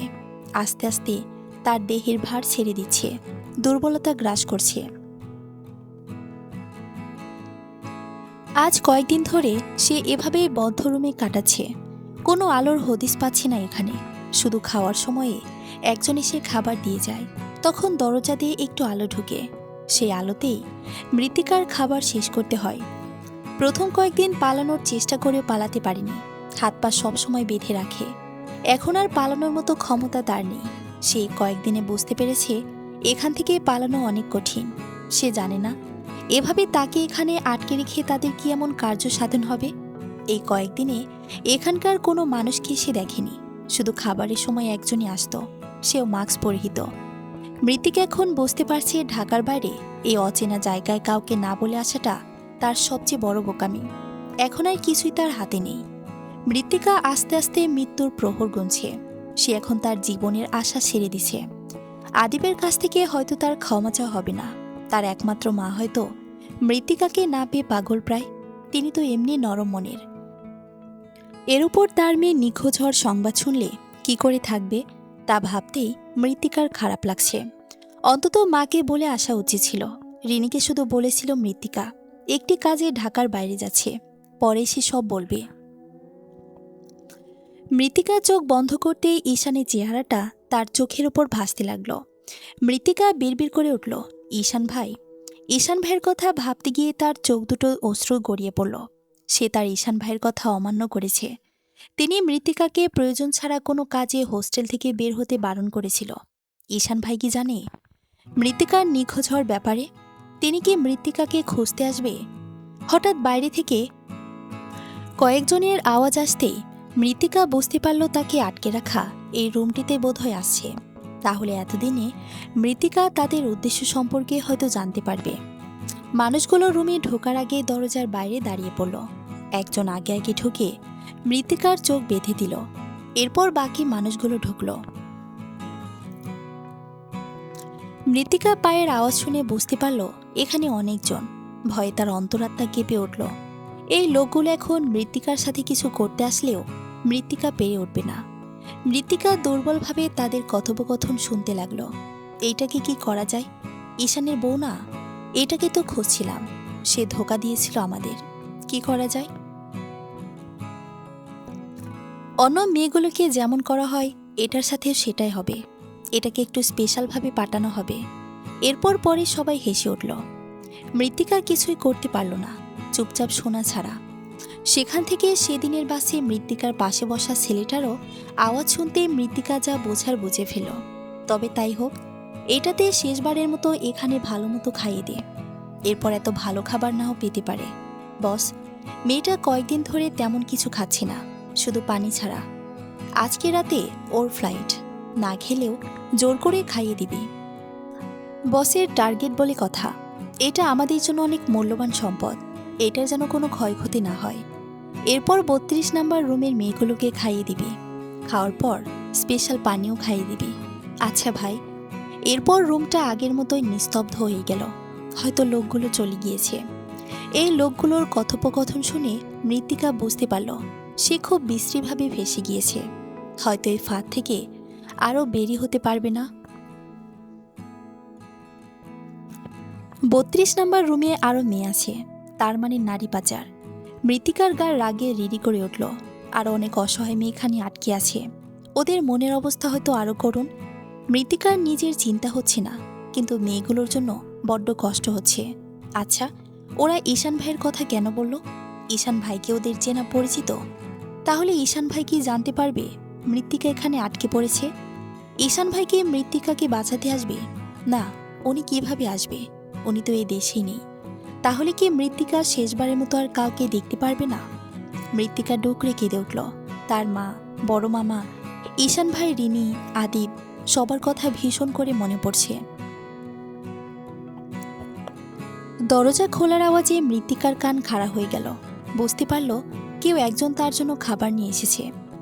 মৃত্তিকা ভেবেছিল খাবার নিয়ে আসা লোকটাকে সুযোগ বুঝে মেরে বেরিয়ে যেতে চেষ্টা করবে। বাকিটা কপালে যা লেখা থাকে তাই হবে। লোকটা এসে মৃত্তিকার চোখ খুলে দিতে মৃত্তিকা নিরাশ হলো। আজ লোক একসাথে দুইটা আছে, হয়তো আজকে শেষ দিন বিধায় একটু বেশি সিকিউরিটি রাখছে। মৃত্তিকা খেতে না চাইলে একটা লোক এসে তার কাল টিপে ধরল। বাইরের পরপর সে মৃত্তিকার হাতে হাত দেওয়ায় মৃত্তিকা আটকা অবস্থায় গা দিয়ে লোকটাকে ধাক্কা দিয়ে লোকটার মুখের ওপর থুতু দিল। এতে লোকটা রেগে গর্জন করে মৃত্তিকার দিকে এগিয়ে আসতে অন্য লোকটাকে আটকে ফিসফিস করে কিছু একটা বলতেই লোকটা শান্ত হয়ে গেল। কিন্তু মৃত্তিকার লোকটার চোখ দেখে বুঝল ওর চাপা রাগ তবুও কমেনি।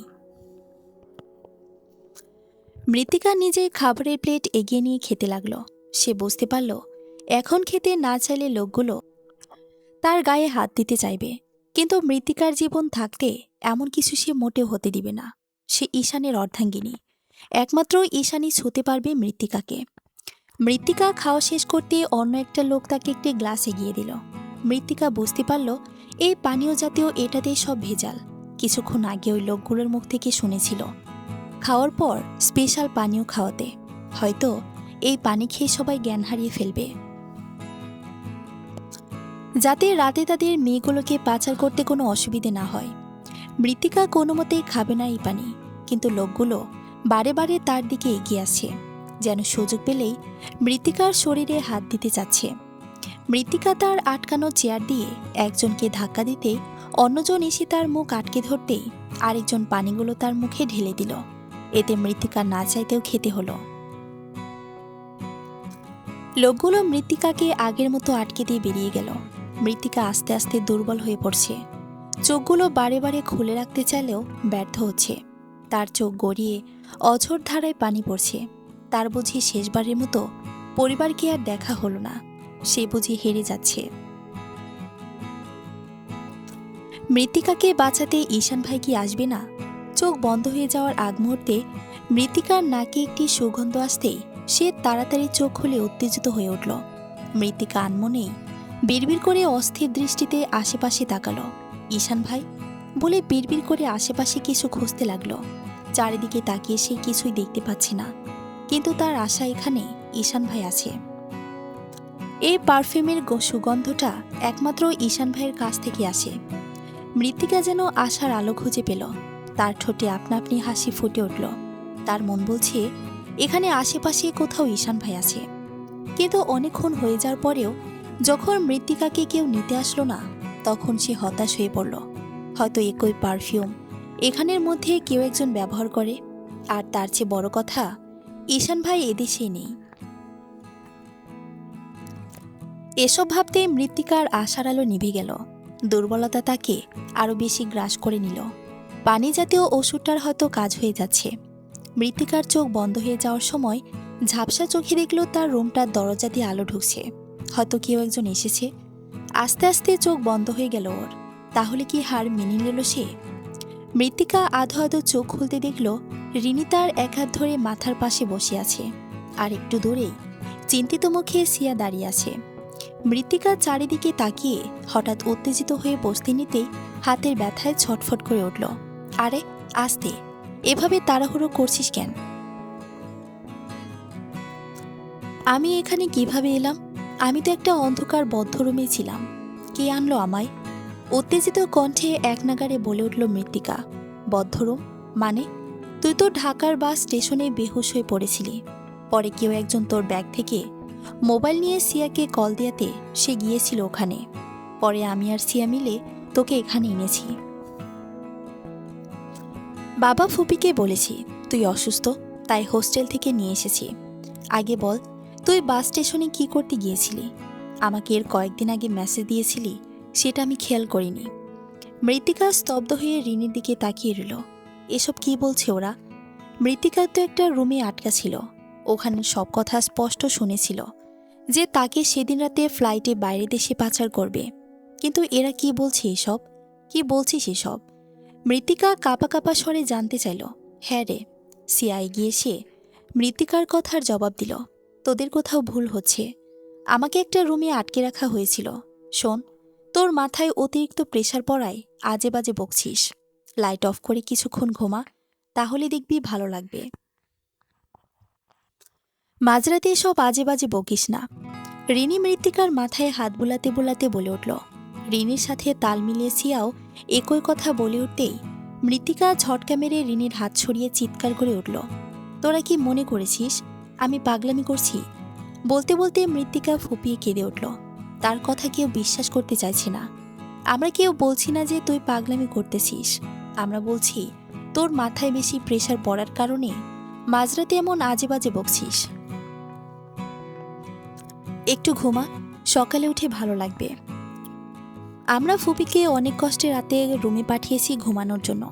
তিনি তোর চিন্তায় অসুস্থ হয়ে পড়েছে। তুই এসবের কিছুই ফুপি বাবাকে বলিস না, না হলে ওরা আরো বেশি অসুস্থ হয়ে পড়বে। এখন একটু ঘুমা, দেখবি সকালে ভালো লাগবে। চল সিয়া। বলে রিনি আর সিয়া লাইট অফ করে রুমের দরজা আটকে দিয়ে বেরিয়ে গেল। মৃত্তিকা স্তব্ধ হয়ে অন্ধকারে বসে রইল। কেউ ওর কথা বিশ্বাস করছে না। আচ্ছা, সেদিন কি হয়েছিল মৃত্তিকার সাথে? সে তো ওই বদ্ধ রুম থেকে চেয়েও পালাতে পারেনি। সেদিন রাতে মৃত্তিকার ফ্লাইট ছিল। আর ওই ৩২ নাম্বার রুমের মেয়েগুলোর কি অবস্থা? ওরা কি পালাতে পেরেছিল, নাকি পরিবারের মায়া ত্যাগ করে মানুষের পণ্য বস্তু হিসেবে অন্য দেশে পাড়ি জমিয়েছে? মৃত্তিকার হুট করে বুকটা মোচড় দিয়ে উঠল মেয়েগুলোর জন্য। মৃত্তিকা তো বাসার আশা ছেড়ে দিয়েছিল। মেয়েগুলোর তো কোনো পরিবারের আদরের মেয়ে হতো, তাদের এই অবস্থা। আচ্ছা, মৃত্তিকাকে কে বাঁচিয়েছে? সে বেহুশ হয়ে যাওয়ার আগে কেউ একজনকে সে রুমে ঢুকতে দেখেছিল। সে সময় মৃত্তিকা তো ধরে নিয়েছিল তার বোধহয় দিন শেষ। তাকে কেউ একজন তাদের কথা অনুসারে নিতে এসেছিল। এরপর চোখগুলো আর চেয়েও খুলে রাখতে পারল না। তাদের তীব্র নেশার ফলে মৃত্তিকার চোখ বন্ধ হয়ে এসেছিল। এরপর আর কিছু মনে ছিল না মৃত্তিকার। কিন্তু কিভাবে মৃত্তিকা স্টেশনে গিয়েছিল? উফ! মৃত্তিকার ভাবতে পারছে না। মাথাটা চেপে ধরে বসে রইল সে। আস্তে আস্তে মাথার তীব্র যন্ত্রণায় মৃত্তিকা শুয়ে পড়ল। সকালবেলায় রুমি আহমেদ ঘুম থেকে উঠে আগে মৃত্তিকার রুমে গেল। রুমে ঢুকতেই বিছানায় গুটিসুটি মেরে শুয়ে থাকতে দেখল মৃত্তিকাকে। তিনি মৃত্তিকার বিছানার দিকে এগিয়ে মেয়ের মাথার পাশে বসল। মেয়ের মাথায় হাত বুলাতে বুলাতে তাকিয়ে রইল। শফিকের এই একটা মাত্র অস্তিত্বকে সে সবসময় আগলে রাখার চেষ্টা করে। আজ যদি শফিক বেঁচে থাকতো, তাহলে এই মেয়ের অসুস্থতায় বোধহয় প্রাণটাই দিয়ে দিত। ছোটবেলায় মৃত্তিকার ছোট্ট ছোট হাতগুলো ধরে সবসময় আদর মাখা কণ্ঠে রুমি আহমেদকে ইশারা করে বলতো, হ্যাঁ রে রুমু, কখন যে আমার এই মেয়েটা বড় হবে, আমাকে আধ কণ্ঠে বাবা বলে ডাকবে। রুমি আহমেদ একটা দীর্ঘশ্বাস ফেললেন। আফসোস, শফি বাবা ডাকটা শোনার আগে পরপারে পাড়ি জমিয়েছে। শফি থাকলে কি যে খুশি হতো। একদম বাচ্চাপনা স্বভাব ছিল শফিক আহমেদের, অথচ আছে আকাশের তারা। কে যেন তার ভালোবাসাকে চিরতরে রুমি আহমেদের কাছ থেকে কেড়ে নিল। এখনো ভুলতে পারেনি রুমি আহমেদ। রুমি আহমেদও একা পথ চলা শিখে গিয়েছে। তার চলতে আজ আর কারো প্রয়োজন পড়ে না। মৃত্তিকা চোখ খুলতে দেখল তার মা জানালার দিকে এক দৃষ্টিতে তাকিয়ে আছে। তার দৃষ্টি ঝাপসা। মৃত্তিকা একটা মলিন শ্বাস ফেল। তার মাকে সে প্রায় সময় এরকম অবস্থায় আবিষ্কার করে। মৃত্তিকা জানে এখন তার মা বাবার স্মৃতিস্মরণ করছে। যতবারই মৃত্তিকা অসুস্থ হয়ে পড়বে, ঠিক ততবারই রুমি আহমেদ মৃত্তিকার পাশে বসে মাথায় হাত বুলাতে বুলাতে কোথায় জানি হারিয়ে যায়। প্রথম প্রথম মৃত্তিকা বুঝতে না পারলেও সময়ের সাথে সাথে এখন বুঝতে শিখেছে। তার মা এখনও বাবাকে ভুলতে পারেনি। পারবেও বা কিভাবে? তাদের যে প্রেমের বিয়ে ছিল। বিয়ের ৩ বছরের মাথায় মৃত্তিকার ১ বছর বয়সে একদিন তার বড় ভাই লুৎফর আহমেদ খবর আনল শফিক আহমেদ মারা গিয়েছে। কিংবা কারা যেন মৃত্তিকার বাবাকে হত্যা করে লাশ গায়েব করে ফেলেছে। বাবার কোনো স্মৃতি মৃত্তিকার মনে নেই। মনে থাকবেও বা কিভাবে? তখন যে মৃত্তিকা অনেক ছোট ছিল। বাবার আদর কি জিনিস মৃত্তিকা কোনোদিন জানতে পারেনি। কিন্তু তার বড় মামা ঈশান ভাইয়ের বাবা সবসময় মৃত্তিকাকে আগলে রাখত। তিনি অনেক আদর যত্ন করতেন মৃত্তিকাকে। বাবার জায়গা নিতে না পারলেও যথেষ্ট খেয়াল রাখতেন মৃত্তিকার। তাই বাবাকে তেমন একটা মনে পড়েনি মৃত্তিকার। কিন্তু মাঝে মাঝে মায়ের এমন খামখেয়ালি স্বভাবের জন্য বাবাকে ভীষণ করে মনে পড়ে। মৃত্তিকা একটা দীর্ঘশ্বাস ফেলে মায়ের দিকে তাকালো। মা। রুমি আহমেদের হঠাৎ হুঁশ ফিরতেই তিনি মৃত্তিকার দিকে তাকালো। হ্যাঁ রে মা, কেমন লাগছে এখন তোর? ভালো মা। শরীরের খেয়াল রাখবি না? হোস্টেল আমি দেখি নাই। কি খাস না খাস, না খেয়ে অবস্থা করছিস শরীরে। কয়েকদিন পড়াশোনা বাসায় বসে কর, ভালো লাগবে। হোস্টেলে যাস। এখন আমি কিছু নিয়ে আসি, ওষুধ খেয়ে নিবি চুপচাপ। বলে রুমি আহমেদ তড়িঘড়ি করে উঠতে নিতেই মৃত্তিকা হাত ধরে ফেলল। মা, আমি এখন পুরোপুরি সুস্থ, তুমি এত প্রেশার নিও না তো। একদম চুপ। হোস্টেলেও এমন করে রোগ বাঁধিয়েছিস, ভাগ্যিস সিয়া ছিল, না হলে এভাবে পড়ে থাকলে তো আমি জানতেও পারতাম না। বলে তিনি বেরিয়ে যেতে নিলে দরজা দিয়ে রিনিকে খাবার নিয়ে ঢুকতে দেখে থেমে গেল ফুপি। তুমি মৃত্তিকাকে নিয়ে এত ভেবো না, ওর জন্য আমি আছি। তুমি গিয়ে কিছু খেয়ে ওষুধ খেয়ে নাও। সকাল থেকে তো এখানেই পড়ে আছো। রিনি জোর করে রুমি আহমেদকে খেতে পাঠিয়ে দিল। রুমি আহমেদ যেতেই রিনি খাবারের প্লেট নিয়ে মৃত্তিকার দিকে এগিয়ে গেল। আমি খেতে পারবো, আমাকে দে। মৃত্তিকা রিনির থেকে প্লেট এগিয়ে নিতে চাইলে রিনি না দিয়ে নিজে খাবার খাইয়ে দিতে লাগলো মৃত্তিকাকে। তুই আগে পুরোপুরি সুস্থ হ, তারপর খাস। রিনি রুটি ছেড়ে মৃত্তিকার মুখে পড়ে দিতে দিতে বলল, তোর কি মনে হয় আমি অসুস্থ? তাই নয়তো কি? না হলে স্টেশনে গিয়ে এভাবে কেউ বেহুশ হয়ে পড়ে থাকে নাকি? তোরা আমার কথা কেউ বিশ্বাস করছিস না? আমাকে কিডন্যাপ করা হয়েছিল, আর আমাকে ওরা সেদিন রাতে বাইরের দেশে পাচার করে দিতে চেয়েছিল। এরপর কি হয়েছিল আমি আর জানি না। আচ্ছা, যা বিশ্বাস করলাম, কিন্তু ওরা তোকে কিডন্যাপ করে পাচার না করে স্টেশনে কেন রেখে গেল? সিয়া কয়েকদিনের জন্য তার বাড়ি গিয়েছিল। আসার পথে গলার সাথে সে স্টেশনে গিয়ে তোকে পেল। মৃত্তিকা আবারও কিছু বলতে নিতেই সিয়া তৈরি হয়ে রুমে ঢুকতে ঢুকতে বলল, শোন মৃত্তিকা, তুই ইদানিং সারাদিন পড়াশোনা বেশি করছিস, তাই মাথায় অতিরিক্ত প্রেশার পড়ার ফলে এমন করছিস। এসব ভুলে যা, কয়েকদিন বাসায় থাক। আমি তোকে নোট দিয়ে যাব, পরে সুস্থ হলে হোস্টেল যাইস। আমি যাই, ক্লাস আছে, তুই নিজের খেয়াল রাখিস। বলে সিয়া রিনির দিকে তাকিয়ে বলে উঠল, রিনি, ওর খেয়াল রাখিস। বলে মৃত্তিকাকে কিছু বলতে না দিয়ে সিয়া তাড়াহুড়ো করে বেরিয়ে গেল। মৃত্তিকা একটা মলিন দীর্ঘশ্বাস ফেল। তার কথা কেউ বিশ্বাস করতে চাইছে না। কাউকে সে বোঝাতে পারছে না, সে এখনো বুঝে উঠতে পারছে না কেন তারা মৃত্তিকাকে আগের জায়গায় রেখে গেল।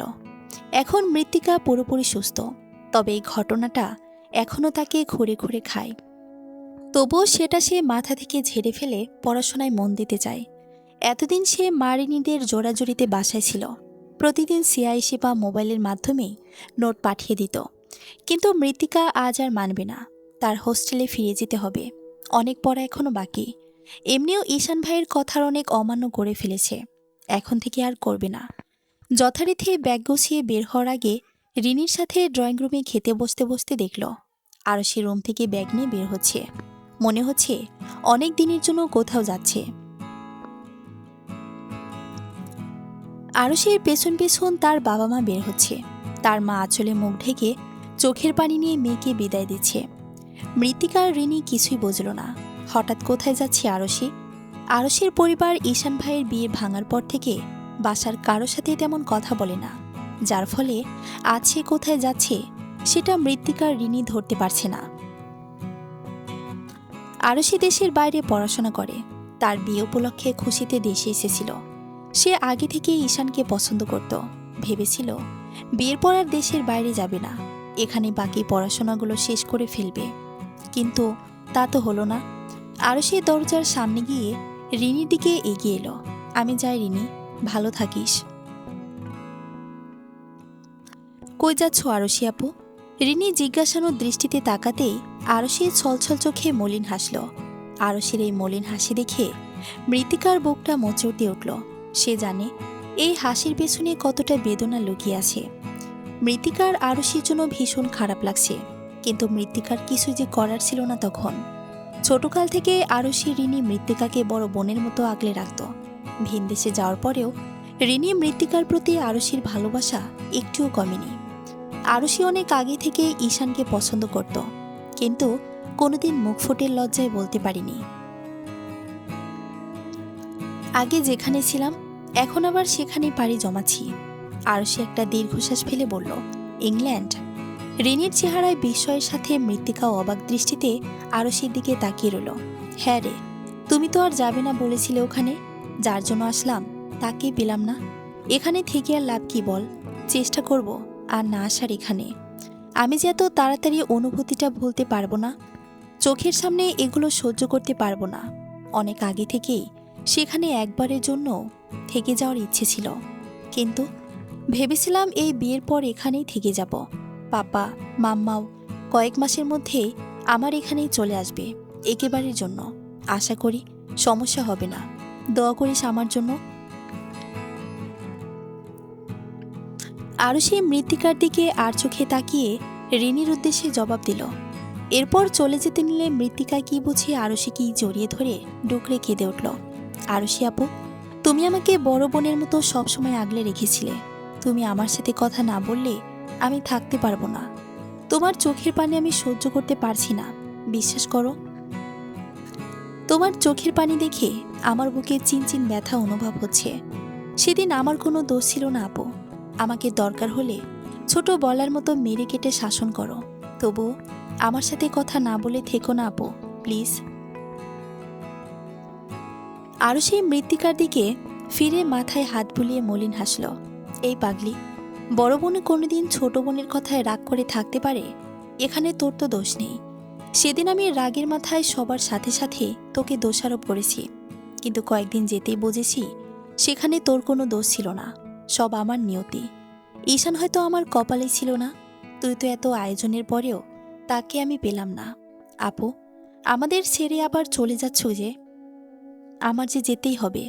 তোরা নিজেদের খেয়াল রাখিস, ভালো থাকিস বোন। তোদের ওপর আমার কোনো রাগ নেই, আমি যাই রে। বলে আরশি রিনি মৃত্তিকাকে দুই হাতে জড়িয়ে ধরে এরপর একে একে সবার সাথে আলাপ শেষ করে বেরিয়ে পড়ল বাসা থেকে। মৃত্তিকা আরশির যাওয়ার দিকে অপলক দৃষ্টিতে তাকিয়ে রইল। এমন বোন পাওয়া ভাগ্যের ব্যাপার। মৃত্তিকা না চাইতেও অনেক বড় কষ্ট দিয়ে ফেলেছে বোধহয় আরশিকে। আরশি যেতে রিনি মৃত্তিকার কাঁধে হাত রেখে খাবারের দিকে ইশারা করল। মৃত্তিকা চুপচাপ খাওয়া শেষ করল। এরপর রুমে গিয়ে ব্যাগ গুছিয়ে নিল হোস্টেলে যাওয়ার উদ্দেশ্যে। ব্যাগ নিয়ে মাকে আর বাসার বাকি সবাইকে বলে বেরিয়ে পড়ল বাসা থেকে। রিনির সাথে আসতে চেয়েছিল, কিন্তু মৃত্তিকা যেতে পারবে বলে চলে এসেছিল। রিনি আবার এত পথ কষ্ট করে আসবে যাবে সেটা মৃত্তিকা চায়নি। কেটে গেল আরো কয়েকটা দিন। সময় চলে যাচ্ছে আপন গতিতে। মৃত্তিকা নিজের পড়াশোনা নিয়ে ব্যস্ত এখন। আদিবের চিন্তা মাথা থেকে ঝেড়ে পড়াশোনায় মন দিয়েছে। আর কোনো অঘটন সে চায় না। ঈশানের আদেশ মেনে চলার চেষ্টা করছে। এখন সে ঈশানের অর্ধাঙ্গিনী। না চাইলেও ঈশান তার স্বামী। স্বামীর কথা মেনে চলা উচিত। আজ ক্লাস আছে, তাই মৃত্তিকা সকাল সকাল উঠে কিছু বানিয়ে খেয়ে নিল, আর বাকি কিছু সিয়ার জন্য রেখে দিল। সিয়া তার গ্রামের বাড়ি গিয়েছে কিছু দিনের জন্য। গ্রামে তার চাচাতো বোনের বিয়ে। মৃত্তিকাকে কাল রাতের দিকে বলেছিল সে হোস্টেলে ফিরে আসার উদ্দেশ্যে রাত 10টার বাসে উঠেছে। মৃত্তিকা তৈরি হয়ে ক্লাসে যাওয়ার আগে সিয়াকে কল করার উদ্দেশ্যে মোবাইল হাতে নিতেই স্ক্রিনে সিয়ার নাম ভেসে উঠল। তা দেখে মৃত্তিকা মুচকি হাসল। মেয়েটাকে মাত্রই কল করতে মোবাইল নিয়েছিল। মৃত্তিকা ব্যাগ নিয়ে বের হয়ে রুমের দরজা আটকাতে আটকাতে সিয়ার কল রিসিভ করল। হ্যাঁ রে সিয়া, কই তুই? ঢাকায় এসে গিয়ে। মিত্তি, তো তো তো কে? সিয়া মৃত্তিকাকে পুরো কথা শেষ করতে না দিয়েই হাঁপাতে হাঁপাতে উত্তেজিত কণ্ঠে কিছু একটা বলতে চাচ্ছে, কিন্তু বেশি উত্তেজনার কারণে কথা সম্পূর্ণ করতে পারছে না। মৃত্তিকা ভ্রুকুচকিয়ে সিয়ার কথা বোঝার চেষ্টা করছে, কিন্তু পুরোপুরি বুঝতে ব্যর্থ হচ্ছে। মেয়েটার আজ কি হয়েছে? সিয়া, কি হয়েছে? আমি কিছুই বুঝতে পারছি না তোর কথা। কি বলতে চাচ্ছিস? আমার তোকে গুরুত্বপূর্ণ। সিয়া হাঁপাতে লাগলো। আচ্ছা, তুই এসে রিল্যাক্স হয়ে বলিস। এত কষ্ট করে বলতে হবে না। আমি ক্লাসে যাচ্ছি, তোর মুখ থেকে এসে সব শুনব। সাবধানে আ। মৃত্তিকার কথার মাঝখানে অপর পাশ থেকে কল কেটে গেল। দ্বিতীয়বার কল লাগাতেই মোবাইল বন্ধ শোনালো। মৃত্তিকা তা দেখে মাথা নেড়ে আপন মনেই পাগলি বলে বিড়বিড় করে উঠল। মেয়েটাও বাসা থেকে এত দূরে আসতেছে, অথচ মোবাইলটা ঠিকমতো চার্জ দিয়ে আনতে পারল না। কথার মাঝখানে সিয়ার মোবাইল বন্ধ হয়ে যাওয়া আজকের নতুন ব্যাপার নয়। যখন থেকে সিয়ার সাথে পরিচয় মৃত্তিকার, তখন থেকে এমন। মেয়েটা কোনো সময় মোবাইলে পুরোপুরি চার্জ দিয়ে রাখত না। প্রথম প্রথম মৃত্তিকার বিরক্ত লাগলেও সময়ের সাথে সাথে সয়ে গেছে। সে আর কিছু না ভেবে মোবাইলটা ব্যাগে রেখে রুম লক করে ক্লাসের উদ্দেশ্যে বেরিয়ে পড়ল। ক্লাস শেষ করে মৃত্তিকার রুমে এসে ফ্রেশ হয়ে রান্নাঘরে কিছু খাওয়ার উদ্দেশ্যে গেল। সকালে সিয়ার জন্য যা খাবার বানিয়ে রেখে গিয়েছিল সেসব আগের মতো আছে দেখতেই মৃত্তিকার টনক নড়ল। সিয়া কি এখনো আসেনি? সকাল পেরিয়ে দুপুর গড়ালো, কিন্তু মেয়েটার আসার নামগন্ধ নেই। এতক্ষণ তো লাগার কথা নয়। সিয়ার গ্রামের বাড়ি ঢাকার বাইরে, অন্য জেলাতে হওয়াতে বাসে করে যেতে হয়। সর্বোচ্চ 7 ঘন্টা লাগে স্টেশনে পৌঁছাতে। এরপর স্টেশন থেকে হোস্টেলে ফিরতে আধ ঘন্টার মতো লাগে। আজ এখনো এলো না কেন ভাবতে পারছে না মৃত্তিকা। সে তাড়াতাড়ি সিয়াকে কল করার উদ্দেশ্যে মোবাইল হাতে নিতে দেখল ঠিক সে সময় সিয়ার নাম ভেসে উঠেছে। মৃত্তিকা মোবাইল রিসিভ করে কড়া ভাষায় কিছু বলতে নিতেই অচেনা কারো কণ্ঠস্বর শুনে থমকে গেল। মৃত্তিকা ভ্রুকুচকে কান থেকে মোবাইল নামিয়ে দেখল, না, এটা সিয়ারই নাম্বার, কিন্তু অচেনা মানুষের কণ্ঠ কেন? মৃত্তিকা ভ্রুকুচকে মোবাইল কানে ধরতেই ওই পাশ থেকে কিছু একটা বলতে মৃত্তিকা স্তব্ধ হয়ে গেল। চলবে ইনশাল্লাহ। গল্পটি একটু বড় হতে 2টি পর্বে ভাগ করা হয়েছে। পরবর্তী পর্ব পড়ার আমন্ত্রণ রইল। ধন্যবাদ সবাইকে।